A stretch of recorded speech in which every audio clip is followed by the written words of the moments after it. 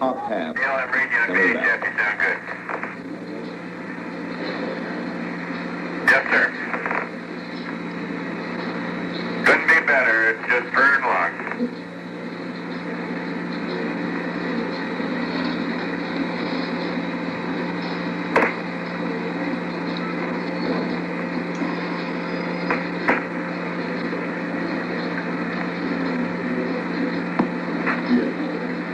In a moment or two here while they're quiet, I think I can add a note. The Jodrell Bank Observatory in England now says that Luna 15 may have crash-landed on the moon, and it apparently hit at a speed at which it could have been severely damaged, is the way it was termed.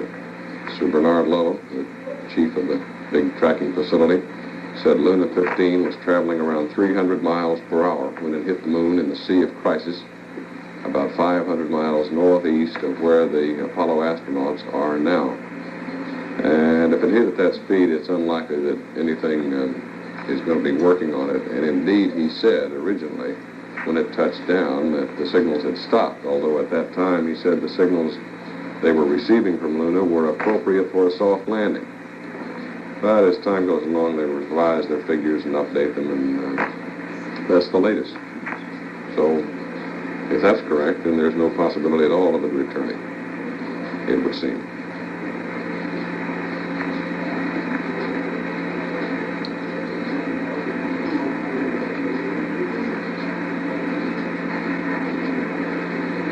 Before we went to Houston, they were given a go for takeoff. The propulsion systems were pressurized.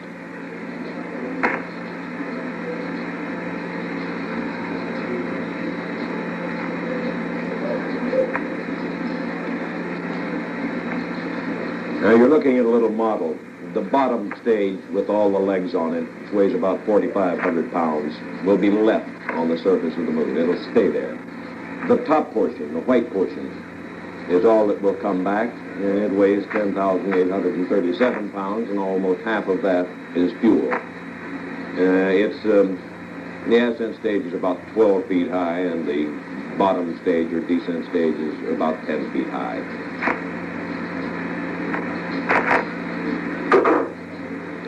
The engine... School 25. At translation 4 jet. Balance couple on. DTPHS. Stop push button reset. Board stage reset. Headband minimum. Add control, mode control.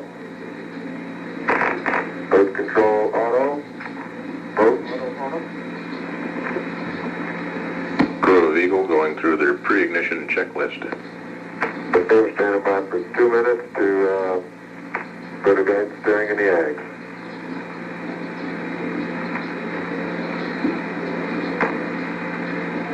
They're going through pressing buttons and switches, and Frank, the last button they press, it's on the computer, is the most logically named button in the space program. What does it say? Proceed.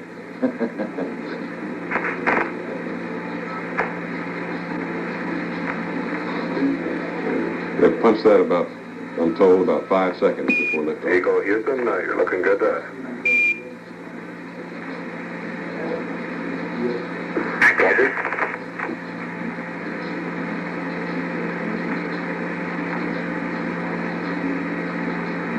Guidance computer aboard the LIM, or aboard Eagle, will be loaded with the program 12, powered ascent guidance.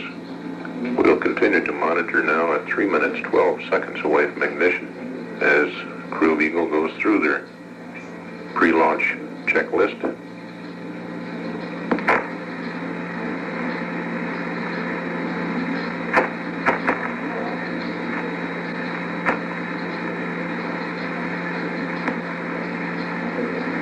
Although this is a liftoff, there is no verbal countdown as we get when the Saturn V lifts off from Cape Kennedy. It just proceeds according to a clock. As Jim said a while ago, about 5 seconds before scheduled liftoff, they press the last button.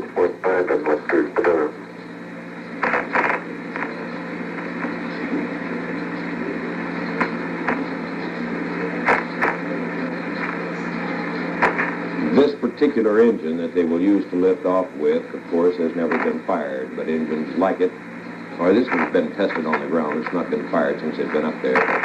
But engines like it have been test-fired thousands of times, and they are completely confident that it will work. Coming up on 2 minutes. Mark, minus 2 minutes. Enter guidance steering in the Ags.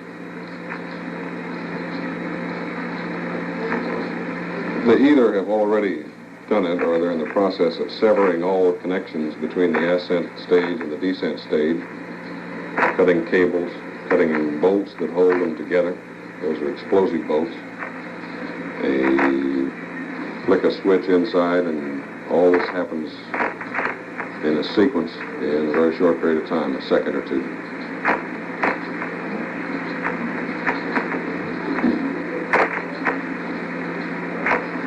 And they'll go on to power from the batteries in the ascent stage.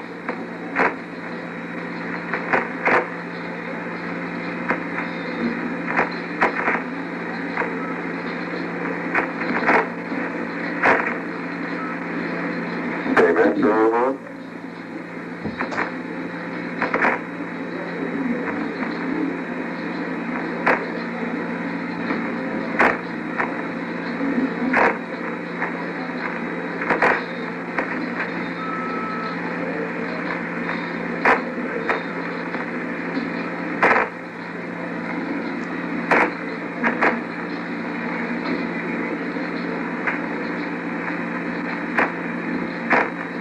In another half minute, man will leave the moon. Eagle are looking good. And the word is that everything is looking good.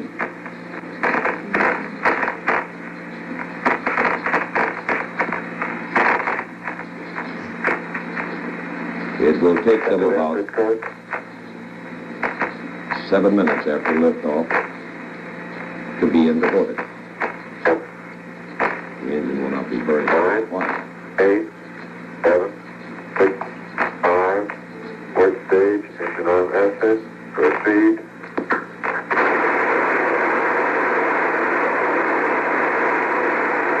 Yeah, beautiful. 26, 36 feet per second up. 5, little pitch over. Very smooth. Balance couple off. Very quiet ride. There's that one crater down there.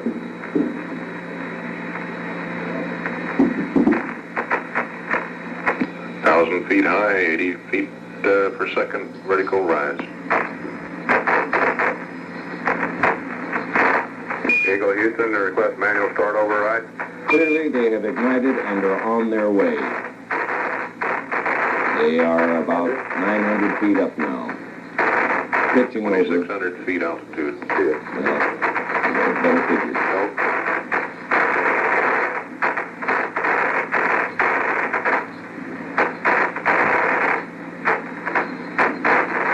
Eagle Houston, 1 minute, you're looking good. Roger.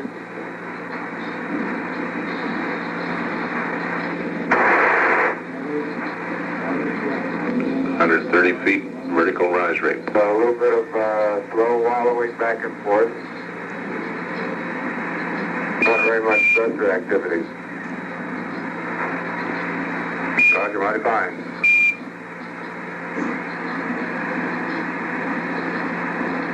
700, 150 up, beautiful. Fine sound. AX degrees within a foot per second.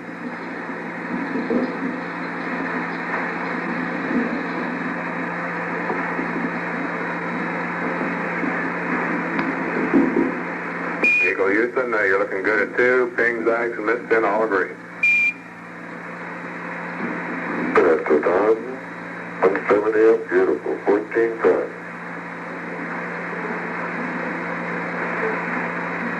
Then a foot per second again, I to ping.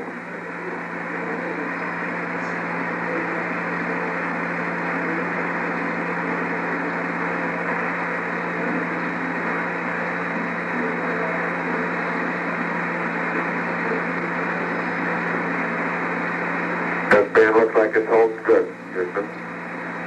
Roger, we sure, it's great. 1500, 185.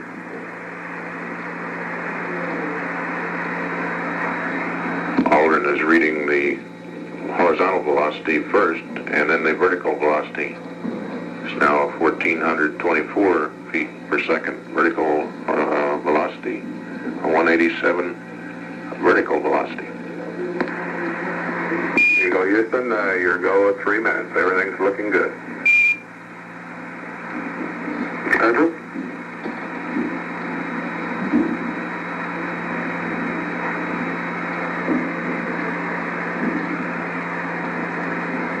Right on H-Dot. Coming up to, this is H-Dot max now.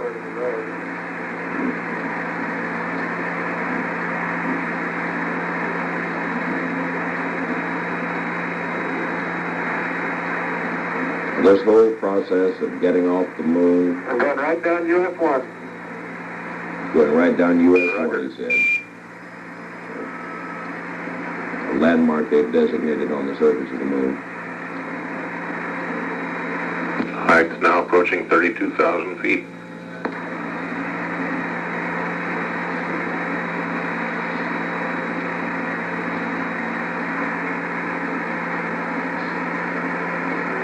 Here you go, Houston. 4 minutes. You're going right down the track. Everything's great.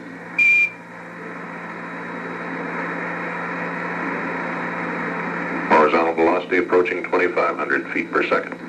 That's the mean out to our right now. Roger. Some 120 miles to go until insertion. That's not in altitude. It's horizontally. 240 to go.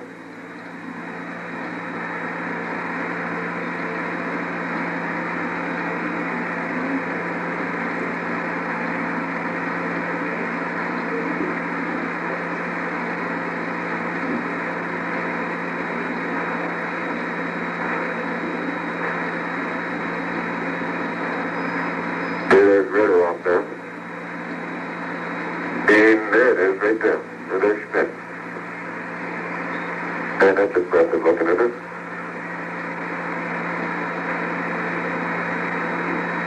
There you go, Houston. You're great. 3, looking guy, 155. All three data sources are agreeing quite closely here. The 3-color plot board on the front of mission control here is almost superimposed, as each of the 3 colors are scribed on the scribing plotter.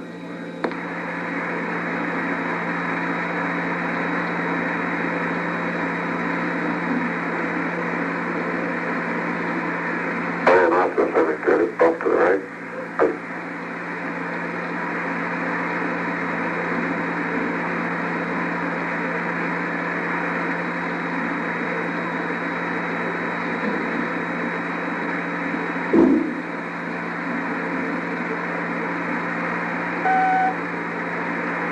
Here you go, Houston. You're still looking mighty fine. Roger, good agreement and Delta V to go and go back. Thanks. Roger.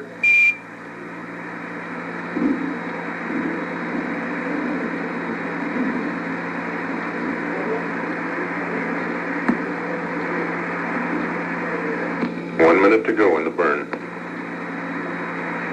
4,482 feet per second, horizontal velocity. 800 to go.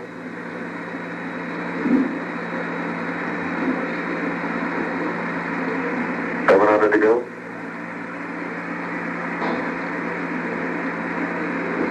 Okay, I'm going to open up the main shut-off.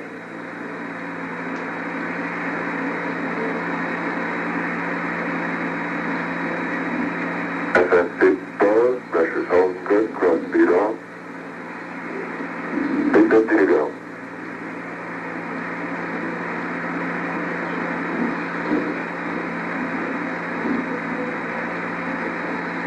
And the engine on. 90, okay, off, 50, step down. Shutdown of the ascent engine. You got 53373, 32.8 feet per second, 60,666. Eagle, roger, we copy. It's great. Go. Here we go. Got a residual.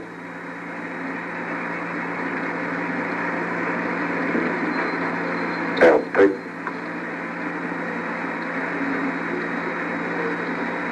Eagle Houston, trim residuals. Showing a paraloon of 9.1 nautical miles, apoloon 47.2 nautical miles on the pings. All three systems are go.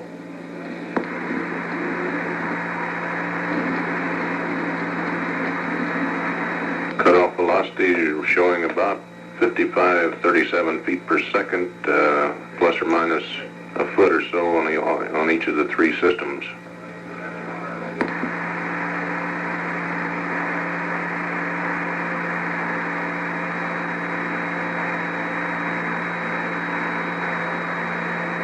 Eagle Houston, trim looks good.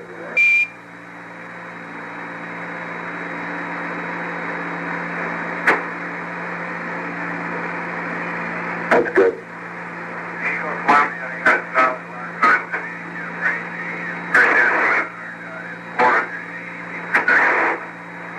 Okay, that sounds a little on the high side. Okay.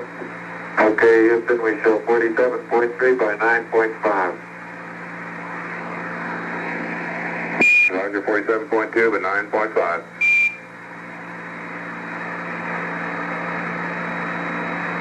Bag says 9.5. 46.6. Eagle Houston, copy. They're showing that they have an orbit of 9.5 nautical miles and 46.6 for the high point. That's very close to what they had in mind.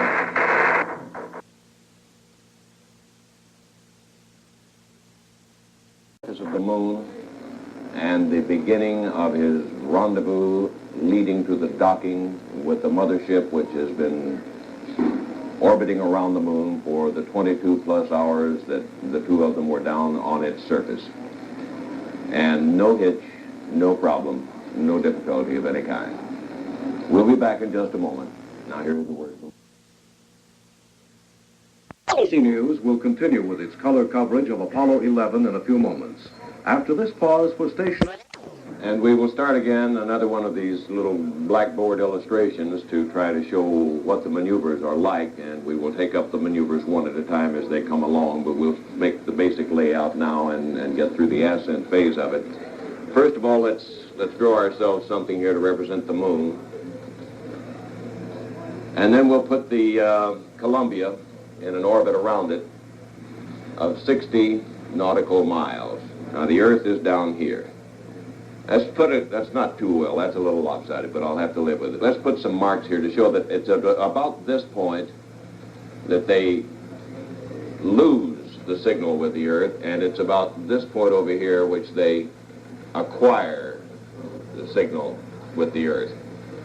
The landing site was about here, and Eagle took off, rose a few hundred feet vertically, and then began to pitch over and got into an orbit that is 9 miles at its lowest point, and will continue around this way, constantly rising till it gets over to about here, exactly 180 degrees from its liftoff point, where it should be 45 nautical miles high and 9 miles at its low point.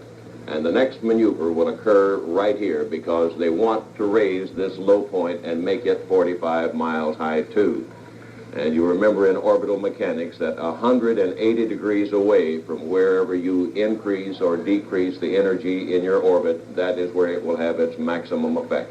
So the next maneuver will come right up here, and it's called CSI, or concentric sequence initiate, or beginning to get the two orbits co-circular with a distance between the two of 15 nautical miles. We'll take those up as they come along. Now to John Dancy in Houston. Frank, with me is Frank Dass of the AC Electronics Division of General Motors Company, and AC Electronics makes the guidance system that helps get these two back together. Frank, how do they go about getting together again? Well, one of the things that we have now, John, is a thing called a state vector in both the command module and the lunar module. And what this state vector is just knowledge, actually, about the speed and position of both of the ships. Now, what this means is that on the command module now, with this kind of knowledge, Mike Collins can, if he wishes, use the computer to control the optics, look through the sextant on the optics, and he ought to be able to see Eagle coming up towards him. Now, at this very moment? At this very moment, yes. They're in line of sight, and they will continue to be in line of sight because we're rising to, as Frank pointed out before, rising up to a height only 15 miles below that of what Columbia is. And so we're playing catch-up now. As we were discussing before, the Eagle is kind of on the inside track. It's going faster in an orbital rate, and so now what we're going to see is the separation distance between the command module and the lunar module to gradually close down. Now, how do they actually go about finding each other? I understood that they can see each other, but that's not quite good enough, is it? That's true. The lunar module will rely substantially on the rendezvous radar. And what this rendezvous radar has the capability of doing is acquiring the command module up to a distance of 400 miles. And once we have lock-on of this radar antenna, or the radar beam to the command module, then the lunar module knows precisely where the command module is, and it's that kind of precise information that will allow this concentric sequence initiation coming up shortly to be initiated on time and with the right kind of speed change. What is the inertial guidance system doing during all this? Well, on the moon, before we took off, the guys in the lunar module aligned the platform, the inertial guidance system, to the celestial sphere. They picked out a couple of stars that have been used for hundreds of years on shipboard navigation, and they used the proper two stars to align the system. And by that I mean they got the orientation set up so that the desired speed changes could be precisely calculated so that they are now then in the right kind of differential positions to affect the rendezvous a couple hours from now. In other words, they had to know precisely where they were in space and in relation to these stars before they could figure out exactly how fast they had to go to catch up with the Columbia. Exactly. We knew how fast we had to go. All of the velocity we lost yesterday in landing had to be picked back up. And our only problem is to know in which direction to point to get that right kind of velocity. And that's what this alignment will do for us. We can plug in to the computer the speed change that's necessary. But the thing we really need to know is that we're heading down to A1A, or Highway 1, as they were commenting yesterday. We've been talking with Frank Dass of AC Electronics Division of the General Motors Corporation, talking about how you actually go about getting together, getting the two spaceships together. This is John Dancy, NBC News in Houston.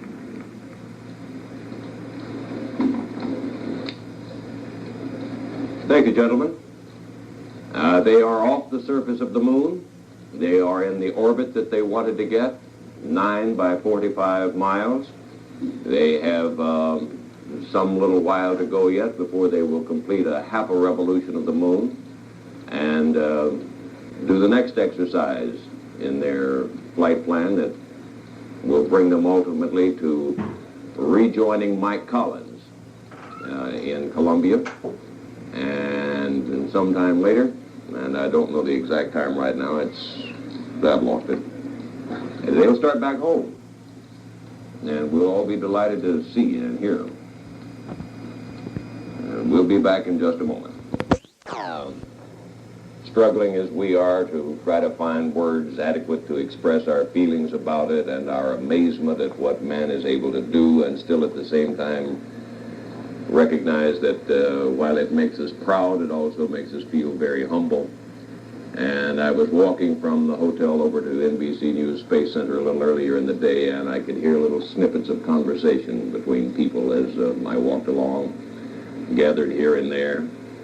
And one of them said, I could just hear him as I passed by, "Of course there is," he said, "of course there is. There's got to be life out there someplace. It's too big, and it's not just us. We're not the only ones." And by that time I was out of earshot. But the thing of it is, among a great many other things, that these undertakings have caused all of us to think more about our world and the universe and the other things that inhabit it, probably than we ever have in our lives. I'm reminded again and again of just elementary things that some harried, overtaxed, underpaid teacher way back down the line tried to pound into my head, and I suspect yours too. When we were sleepy and it was spring and things were buzzing around outside and it was awfully easy not to pay any attention at all. And now it has been forcefully brought home again to us that they're right and we should have listened. Jim Hartz.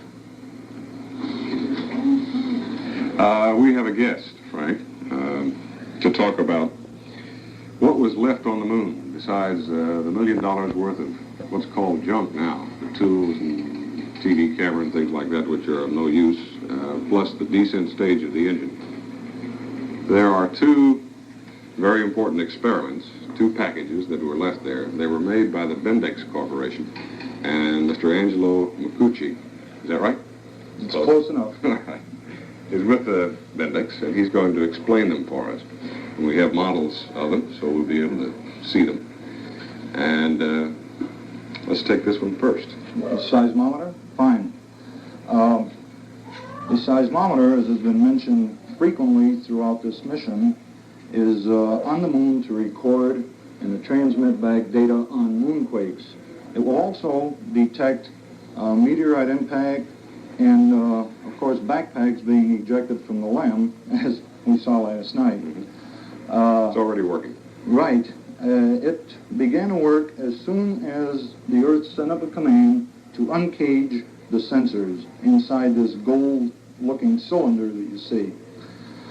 These blue panels are solar power panels. They provide the electrical power to the system for, for the telemetry that sends back this data that we're getting through this antenna. And the antenna is aimed roughly back at the center of the what is known as the Earth's libration, or sort of a wobble pattern that it would appear to be performing if one were standing on the moon and looking back at it. Now, this was the experiment package they had a bit of difficulty with a leveling device. What was that? Yes, they appeared to be having a little trouble in getting it level.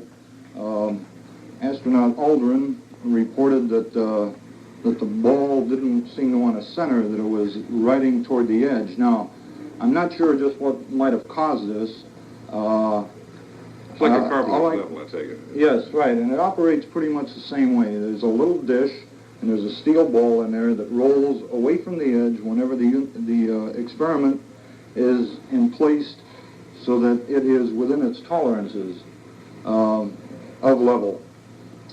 Now, Funny thing, when he reported this, and they asked him to get a picture of the little ball out of whack, and he went back over to take it, and it was sitting precisely where it should have been. Perfectly So centered. You've got a picture coming back, apparently, and so maybe you can learn something. Well, I hope we do. It will give us some information and could conceivably help on future flights. Now, this will record earthquakes, or moonquakes. Yes, and we should meteorite hope, I impacts. guess. And what will we learn from that?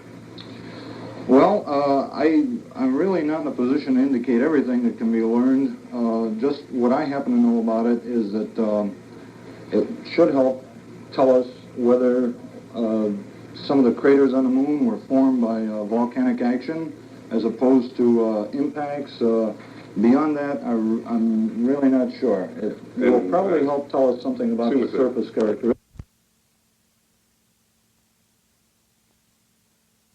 Or commonly called the LR cubed. It's essentially a large mirror, a highly specialized type mirror that contains, as you see here, in each of these little cutouts, is a corner reflector, and there are 100 of these. And the corner reflector, as was very aptly shown last night or early this morning by Frank Fields and... Well, we have a little Dr. correction. Franklin I hate to interrupt. We have an apology to make. I'd like to ask you, we'll go back to that seismic experiment. When the moon gets pretty cold, how are you going to keep that thing warm and functioning? But yesterday we showed you a tape from the Lick Observatory, and we said that this was the reflection from the moon's surface. And You're trying this thing out. Very glibly pointed out how every 30 seconds we were getting a reflection. Well, it turns out, we spoke with Dr. Wampler at the Lick Observatory just a few seconds ago, that the experiment was not successful. They did send the beam out, but we were getting back in our studio on tape every 30 seconds were the collimating flashes. In other words, when that beam goes out, there are several small mirrors on the outside of the telescope which reflect back in and give the operators of the telescope an idea of where they are pointing on the moon. That's their guide.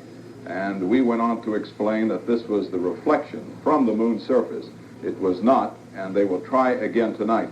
The McDonald Observatory will try it tonight, provided there is no cloud cover, as will the Lick, and perhaps we'll learn a little more about it then. So it didn't work yesterday. We'll try it again today. Well, just because it didn't work yesterday doesn't mean it's not going to work. Well, Frank McGee is very angry with me on account of that.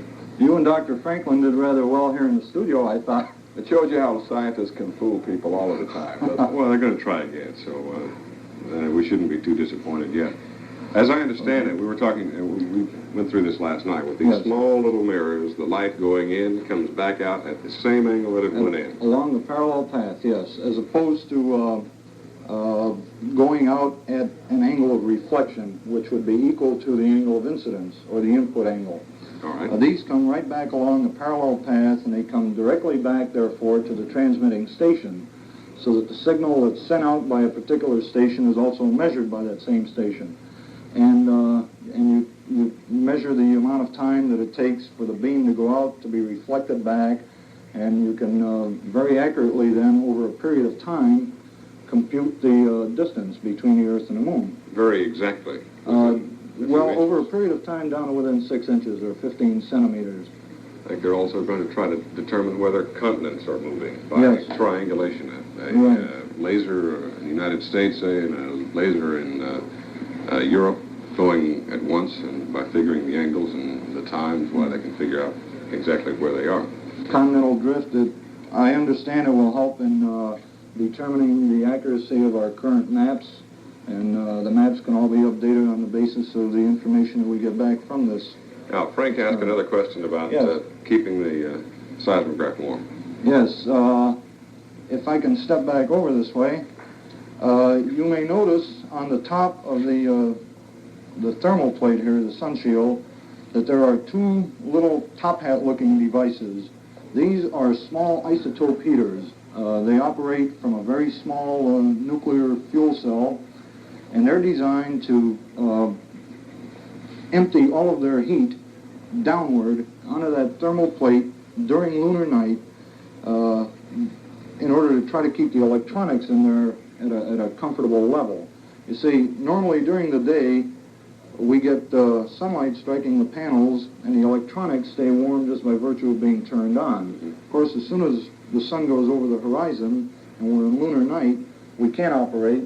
Therefore, we need some auxiliary devices to try to provide heat for the electronics. Then how long will that last? Talking about years, months? The experiment itself, total experiment, is designed to last at least a year.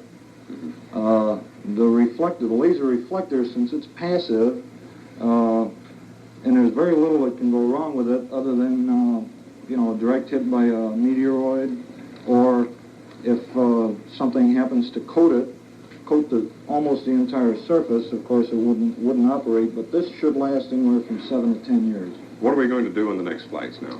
This is an early package. What's in store for the next one? The Apollo 12 mission is currently scheduled to carry as science equipment what is known as the ALSEP system. ALSEP is a little more complex. It contains more science experiments in addition to the seismometer, which instead of being left on the unit as you see here, is taken off and set aside on its own little leveling stool. In addition to this, we'll carry a magnetometer to measure magnetic fields on the moon, if any exist. We'll have the superthermal ion detector, which is a particle measuring device, and an auxiliary unit that goes with this is a cold cathode ion gauge for measuring pressures. And we'll have a solar wind experiment, which measures solar wind activity in a certain band of the ion particle range. We'll have a different power source, of course. We'll have a radioisotope thermoelectric generator, which is in itself powered by a nuclear fuel capsule, which converts, the generator converts heat into electricity and powers the system. We'll have a little finer tuning on the antenna so that we can get maybe our data back a little bit better, a little better quality than. We're going to have to wrap up very quickly because we've got a couple of things coming up. Thank you very much. Frank, back to you. Right. Thank you, Jim. Last night, President Nixon, in a telephone conversation, if you can believe it, a telephone conversation from the White House to the Eagle on the Moon, said that for one precious moment, all of the people of the world were united, were as one. Well, it turns out the president is guilty of overstatement. There is at least one person who's not happy about it. Joseph Logan, Jr., who's a medicine man and hereditary chief of the Longhouse people of the Iroquois Indians in Brantford, Ontario, says that man's landing on the moon may plunge the Earth into darkness and release monsters and beasts from the Earth's core. Logan says the moon is sacred to his people, and we are, he says, not supposed to disturb her.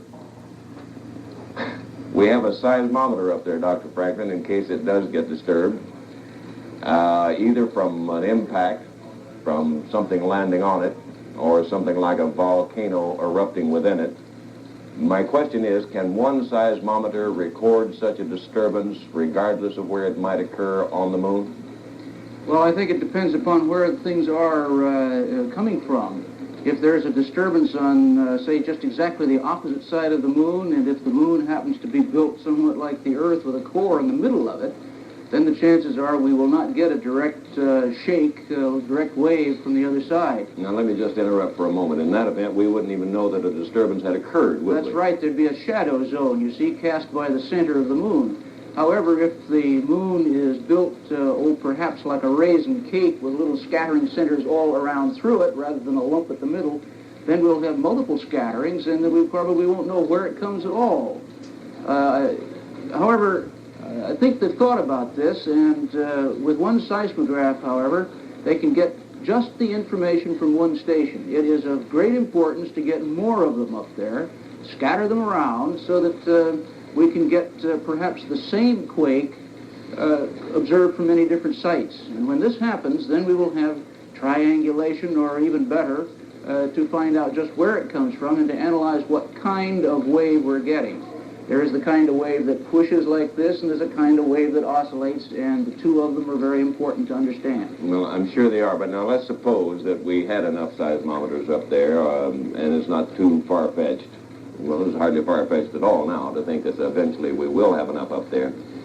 And we find out that there is a disturbance on one side of the moon. The shock wave moves through the core of the moon and is registered on the other side. This would indicate a molten core, would it? A liquid core? Not necessarily, no.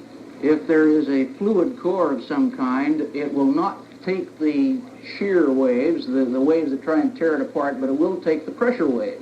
And this is why I say it's important to be able to register the two kinds of waves. Mm-hmm. Well, let's suppose then that it's the kind of wave that indicates that it is a molten core in the moon. That's the kind of wave we don't see. That's the one that does not come through the core. Oh, well.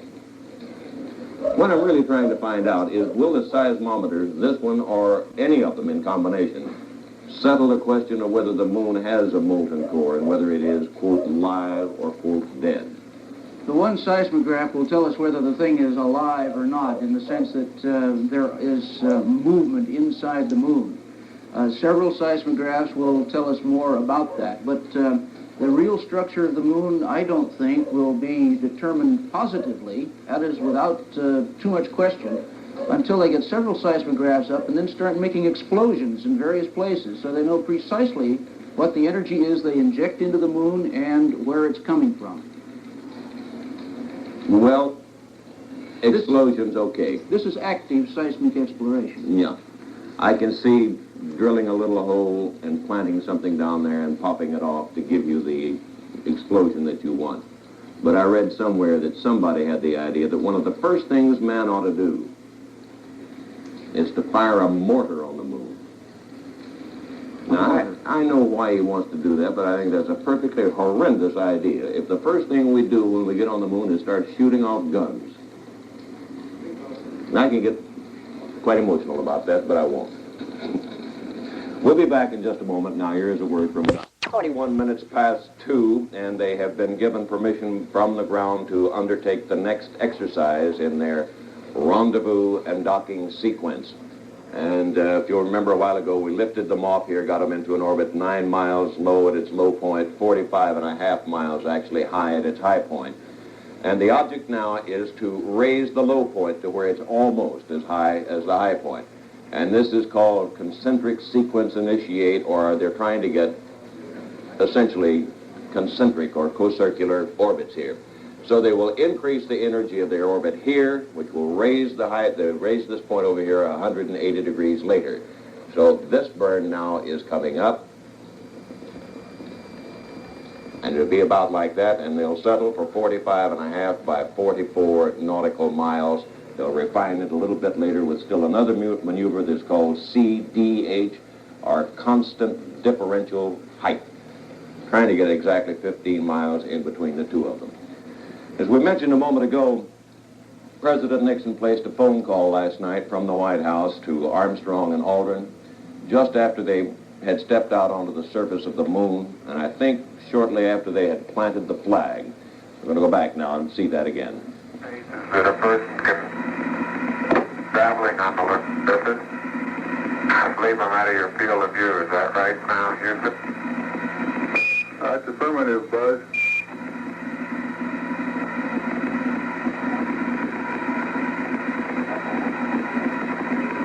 You're in our field of view now. You do have to be. All right, you do have to be rather careful to keep track of where your center of mass is. Sometimes it takes about 2 or 3 paces to make sure that you've got your feet underneath you.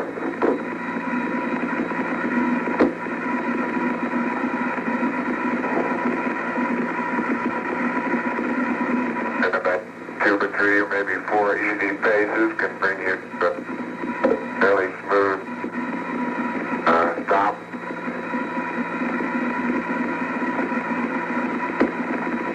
Direction. Like a football player, you just have to put out to the side and cut a little bit.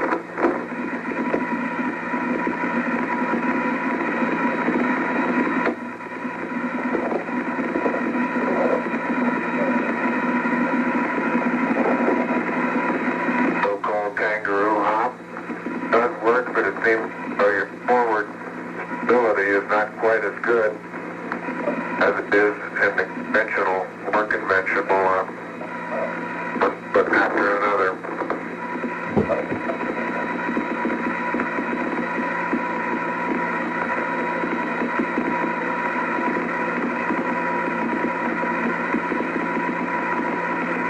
As far as saying what a sustained pace might be, I think one that I'm using now would get rather tiring after several hundred. But this may be a function of the suit as well as lack of gravity force here.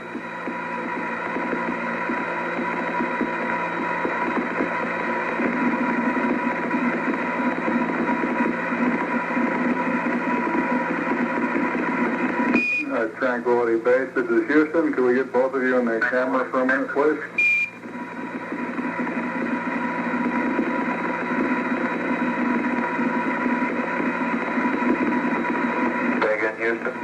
Roger, we'd like to get both of you in the field of view of the camera for a minute.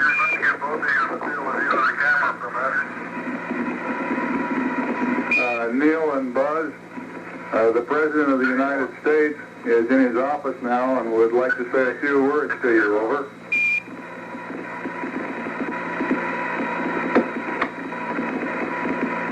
That would be an honor. I'm sorry. We had the tape rolled up, queued up to a certain spot, and we had thought that we would have the President's conversation with him on that particular piece of tape, but as it turns out, we don't. We have a lot of engineers here who worked a lot of long hours and have done noble work and have provided us with everything that we've needed. They're entitled to one small error, I think. Perhaps we can get back to that a little later. A status report. Mike Collins aboard the Columbia, Neil Armstrong and Edwin Aldrin aboard the Eagle are now on the far side of the moon, and we will reestablish ground contact with them in about 12 or 13 minutes from now.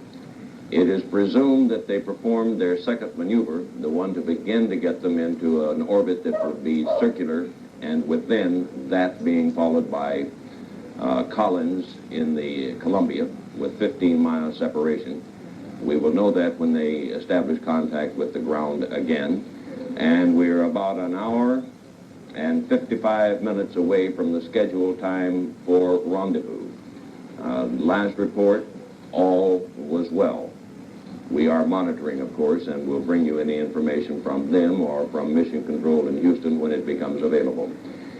And Dr. Franklin, we noted a while ago that according to NASA, the seismometer they placed on the moon was not able to register the impact made when the Soviet spacecraft, Luna 15, impacted on the surface. And I think you have a notion of perhaps why not. Well, it's just my opinion that in the neighborhood of the seismometer, there was the spacecraft still sitting there with the astronauts moving around inside. And there's a good chance that as Dr. Latham mentioned this morning, that's a good source of noise, and that could have masked the impact of a body, let's guess, a few hundred pounds. It was only moving at a couple of hundred feet per second or whatever it was it fell. It might not have made a big enough splash to get registered over the noise of the local disturbance. Mm-hmm. Carl Stern in Houston, I think you had a question you wanted to ask Dr. Franklin. If Dr. Franklin will consent to stay on for another few minutes as answer man. I got a telephone call just a few minutes ago, Doctor, from Norfolk, Virginia, from W.I. Patterson. Since I don't get to talk much about apogees and terminators and things like that, I guess he called me because I'm the least terrifying. He wanted to know, he's 61 years old, and for years he says he planted his crops at a full moon as per the instructions of the Farmer's Almanac. He was very happy that his oldest son was born at the time of a full moon in August of 1917. So many things in his lifetime, he says, were conducted at the instructions, the moon instructions of the Farmer's Almanac, and he wants to know, does he throw all that away now? Well, apparently his life has been very successful up to this time, and whatever he's doing, he's probably doing it right. But whether it has much to do with the moon, I don't know. There are a lot of mysteries that we're uncovering now in the universe, and there's some very subtle effects. Of course, we all know about the moon and the tides, but there has been some research in the past few years that indicates that, by golly, the moon does have something to do with rainfall. There are a couple of peaks of rainfall throughout the cycle of the phases, and they're not exactly coincidental with any of the phases that we happen to know. They're just a little bit offbeat. But if it works, go ahead. Well, Doctor, at the risk of sounding like a technical idiot, after all, the Earth is just made up of chemicals and certain live matter. Is it so strange to believe that if the moon can influence them, that it can influence our inner gases and our inner makeup? I think we ourselves are a considerably large source of noise, so that any very subtle effect on us as individuals is going to be very much lost. Do you feel in some way that astrology has been the big loser in exploration of space? They'll manage to survive. I think that's a safe estimate. That has been cropping up almost since the recorded history of man, the conflict between the astrologists and the astronomers, and it ebbs and flows. Again, they're on the backside of the moon. We should be establishing contact with them in another 9 or 10 minutes, something like that, and find out whether the latest exercise came off on schedule. Jim Hartz? Yes.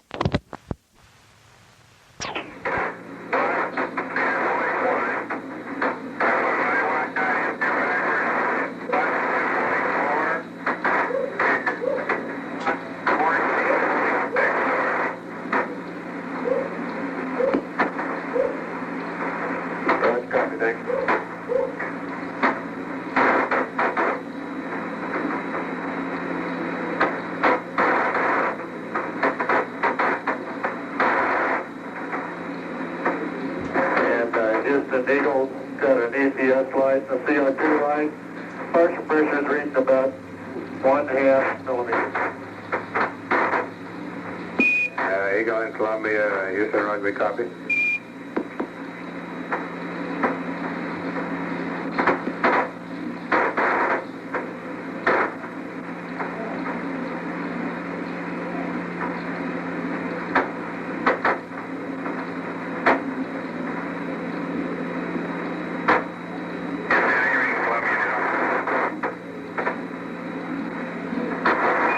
Houston, go.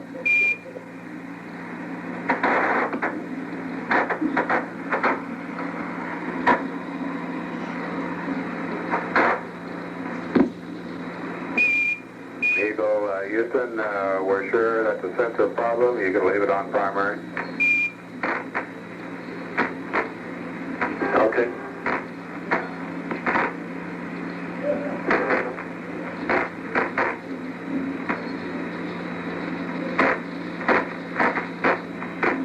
Roger, we pull the circuit breaker.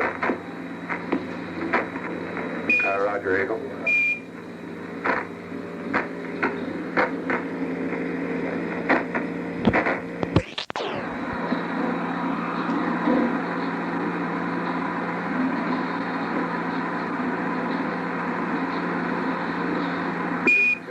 Eagle, Houston, middle gimbal, and you might pass the Columbia. We don't have him yet. That's right.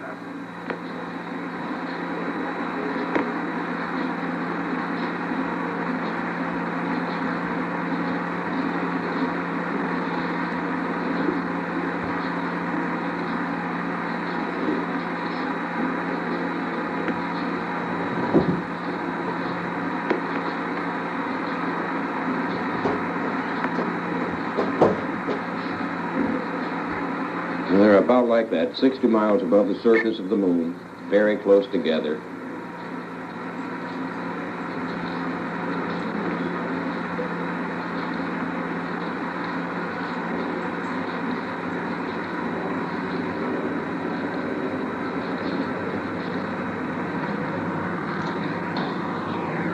And again, when one considers the distances involved, for them to be able to locate each other and I'm not going to do back a into thing, the Mike. I'm just situation. letting her hold, attitude hold.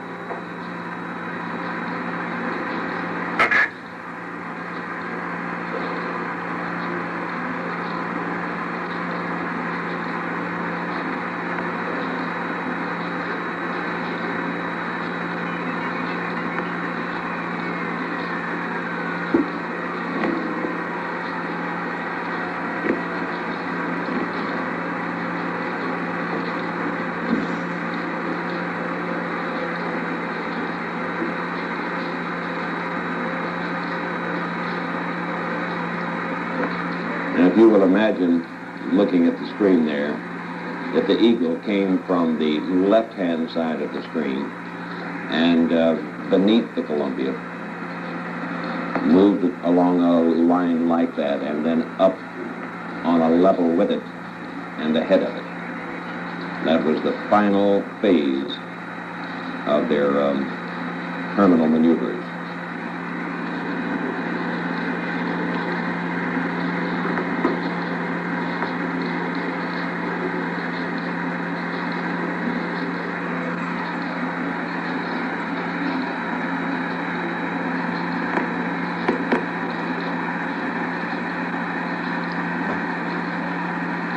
They learned something on every flight. Of course, that's the object of the game. And the first time they tried this with this targeting device, the commander of the limb was making the maneuvers to do the final docking, and he had some difficulty seeing through the little instrument to see this. And they decided to put more light in it.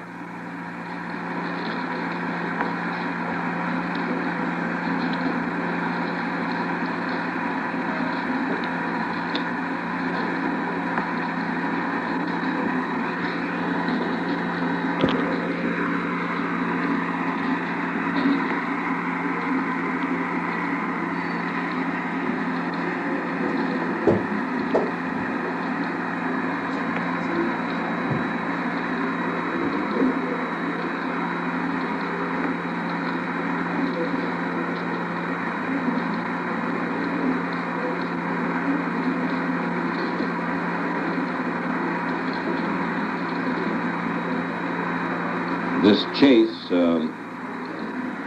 all the maneuvers involved to bring the two of them back together again, began 3 hours and 38 minutes ago.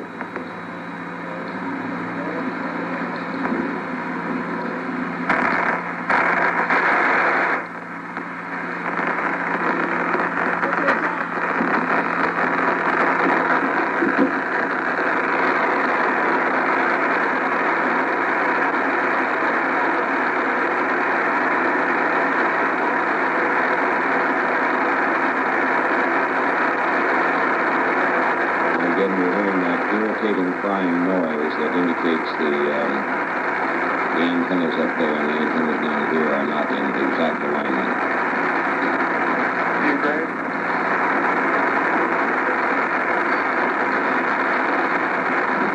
Okay.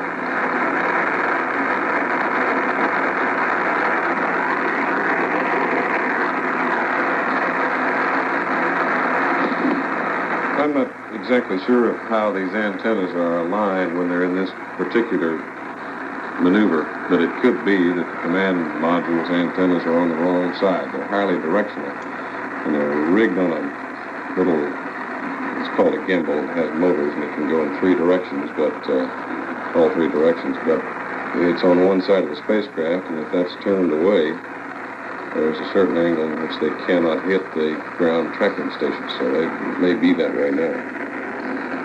Maybe the problem.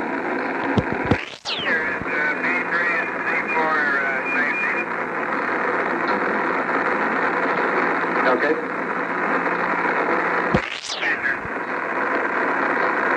I think they're docked.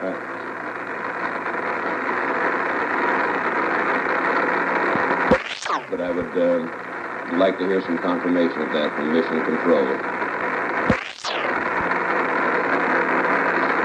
Sounded to me like he said we're all yours. I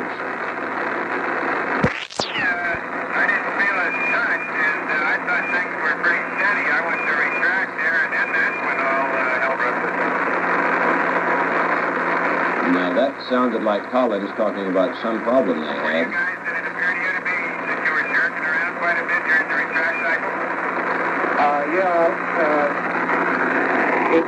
It appeared to happen at the time I put the Plus Express to it. Apparently it wasn't finished, but somehow or other, that's when we got off and headed there. Then we added these holes and started firing. Yeah, that was sure busy there for a couple of seconds. Doc, but they may have had some little difficulty there. As you said, Frank, they learned something on every flight.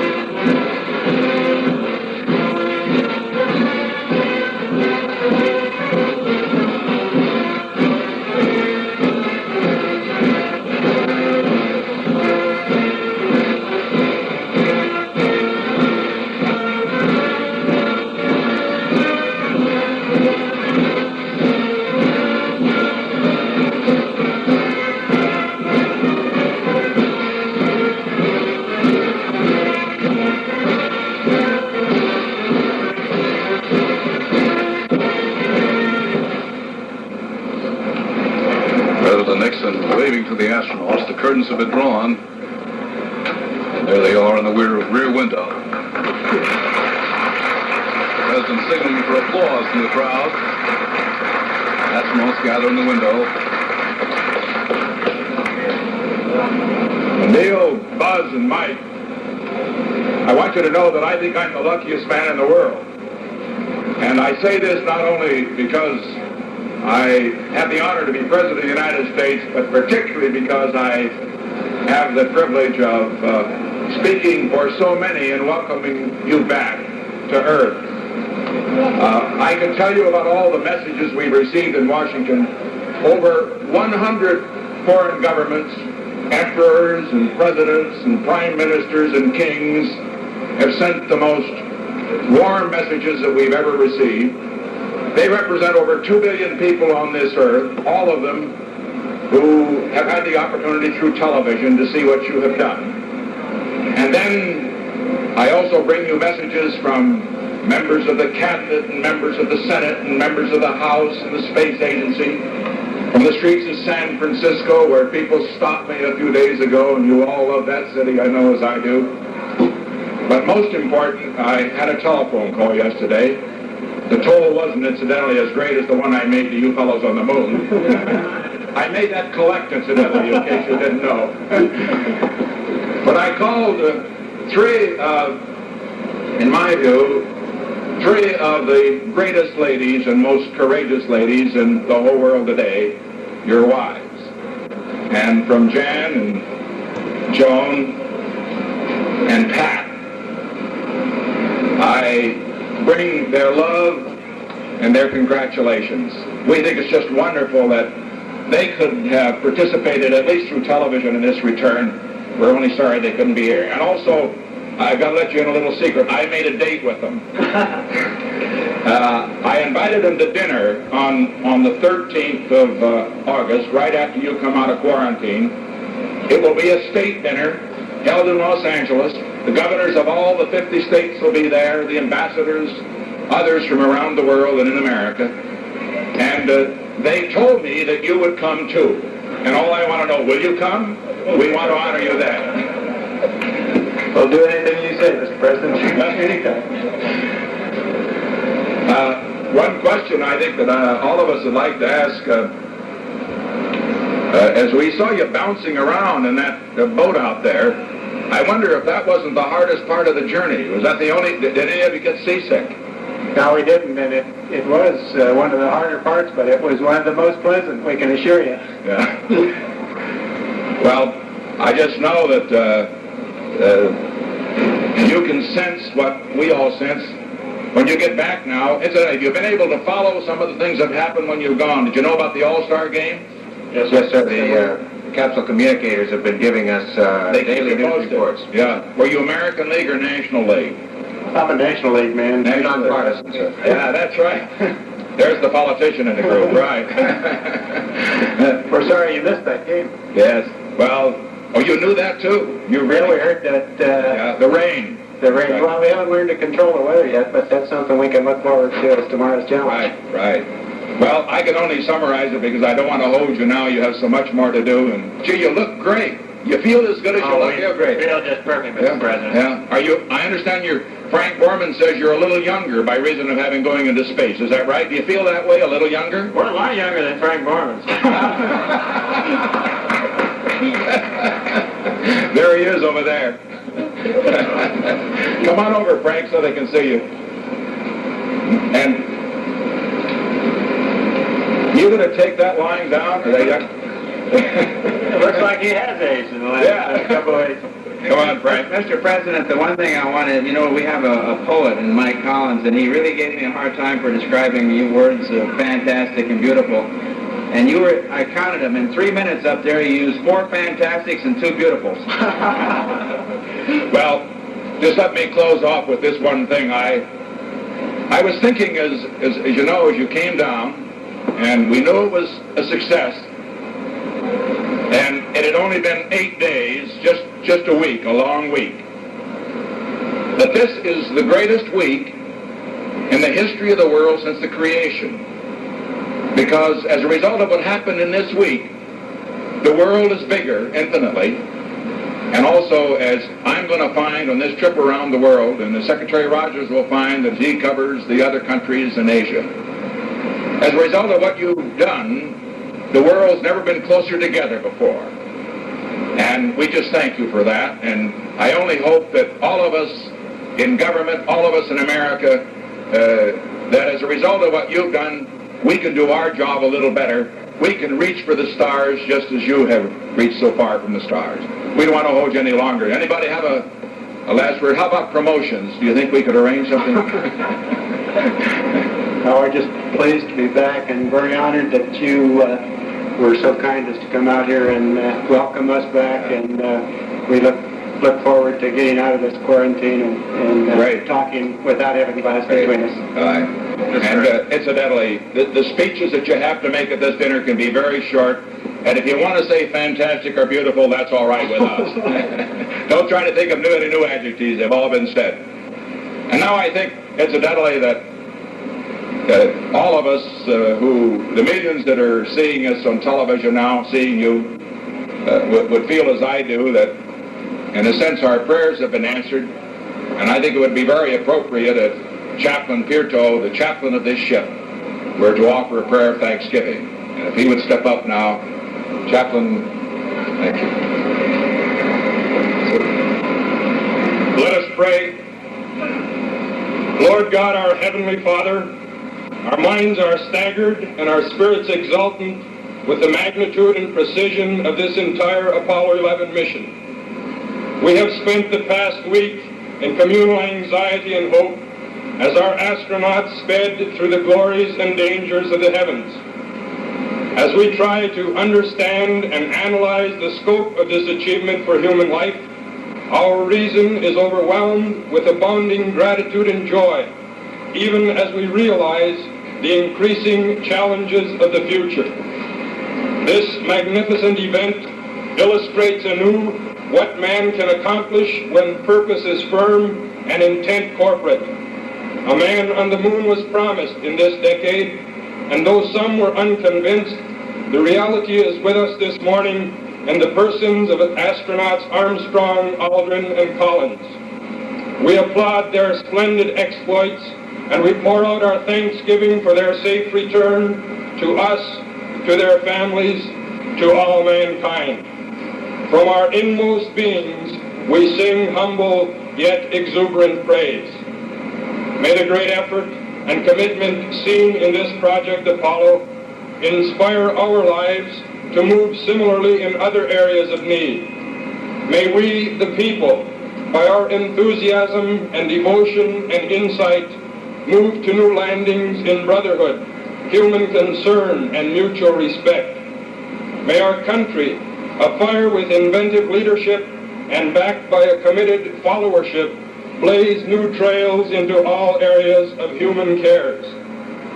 See our enthusiasm and bless our joy with dedicated purpose toward the many needs at hand. Link us in friendship with peoples throughout the world as we strive together to better the human condition. Grant us peace, beginning in our own hearts, and a mind attuned with goodwill towards our neighbor. All this we pray as our thanksgiving rings out to Thee, in the name of our Lord. Amen. Amen.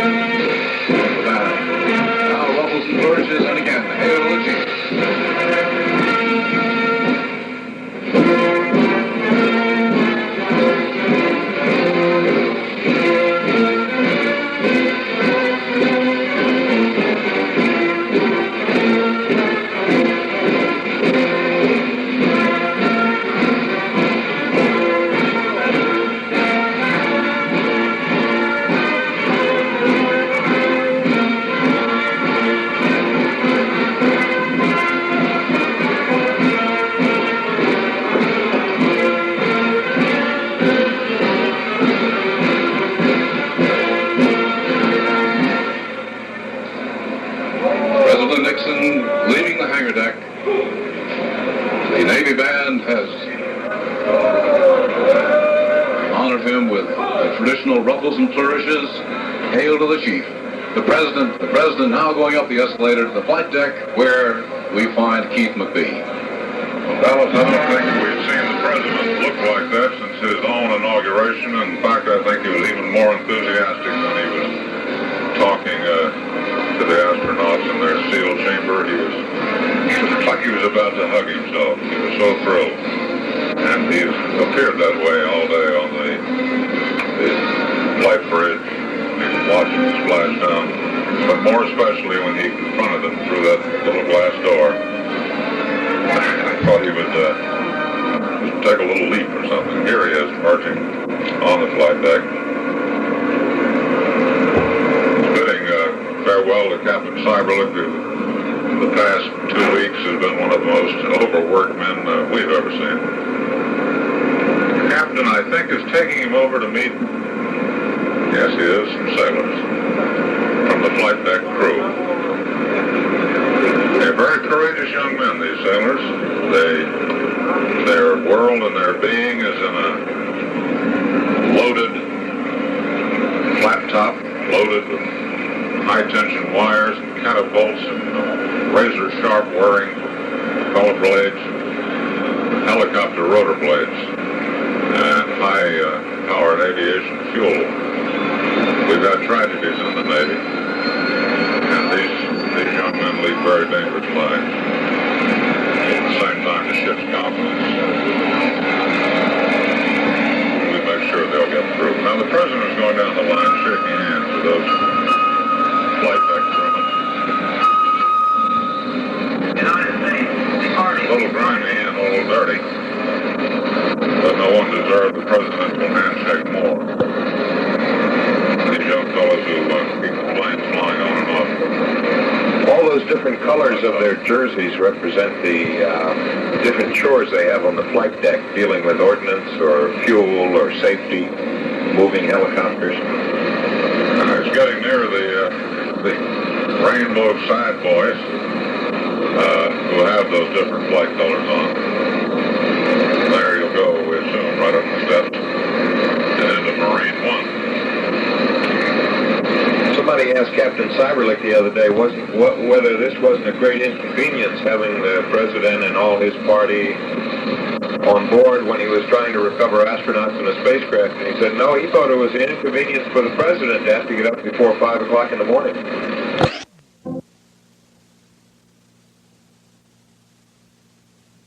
The air officer said, no, this is like a quiet Sunday afternoon compared to the air operations off North Vietnam. Take off and landing every 12 minutes from this carrier off Vietnam. Was that Chaplain Perrault that gave the prayer down there? I was away from the mic from. Yes, it was. He's the one who played President Nixon all during the simulations, the drills for the president's visit. We understand he's beginning to talk politics around the boardroom lately. Taking a lot of ribbing about that. Mr. Nixon goes from here to the communications ship Arlington, which is about halfway between here and Johnston Island. He'll put down and refuel there. From Johnston, he'll go to Guam, then on to Manila in the Philippines, to Bangkok, Thailand, Jakarta, Indonesia, New Delhi, Lahore, Pakistan, and then Bucharest, Romania.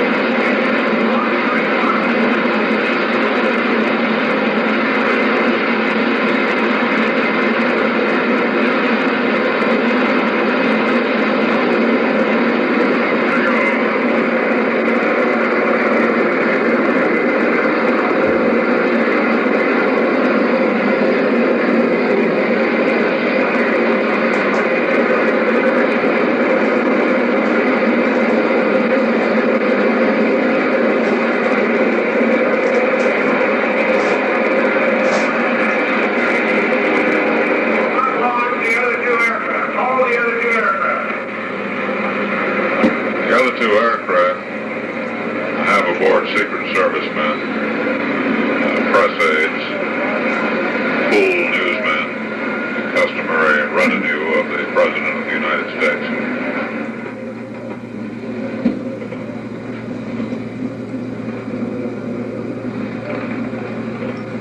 And there goes Marine One taking the President away. Obviously a very proud man, a very happy day. The presidency described by someone as the magnificent burden with all of its problems, but today being Commander-in-Chief must certainly make them worth bearing to be there for an occasion like that as the Chief Executive.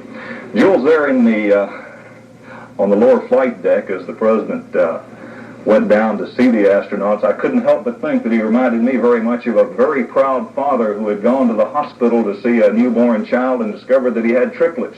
It was the most enthusiastic thing I've seen in some time from him. He's discovered a new thing, Tom.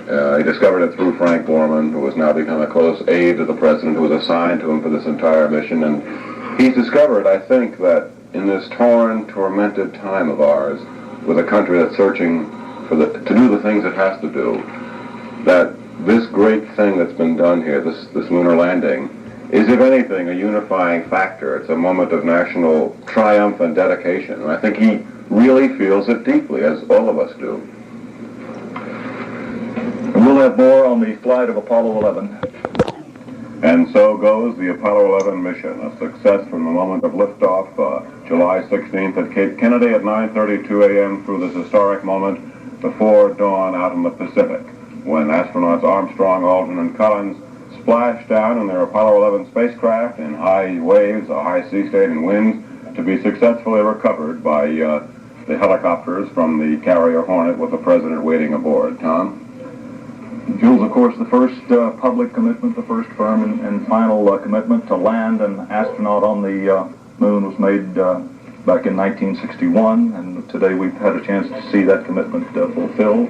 We've seen the President just as he begins a round-the-world trip, a diplomatic trip through South Asia, a visit behind the Iron Curtain to visit with the leaders of Romania.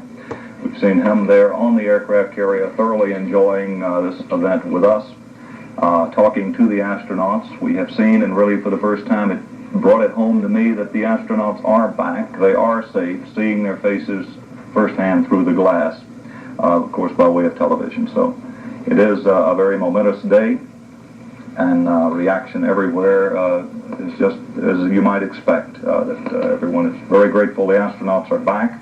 It's a combination of celebration plus prayerful moments.